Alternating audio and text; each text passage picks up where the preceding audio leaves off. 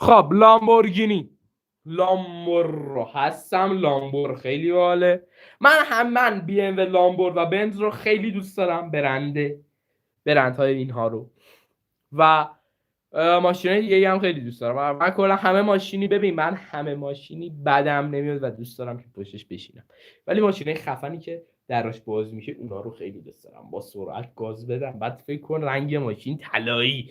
ببین رنگ ماشین طلایی بشه دیگه، سفید میره تو اینجا، اونم میره تو اینجا، اونم میره تو اینجا، اونم میره تو اینجا.